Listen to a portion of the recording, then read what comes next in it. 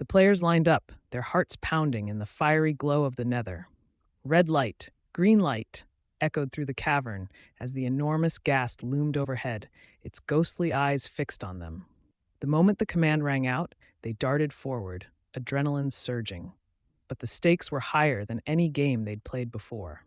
If they moved when the Ghast turned, fireballs would rain down.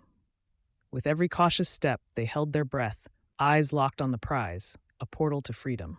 Just as victory was within reach, a sneeze shattered the silence. The sound echoed like thunder, and the Ghast unleashed a blazing fireball. In a split second, dreams of escape turned to ash.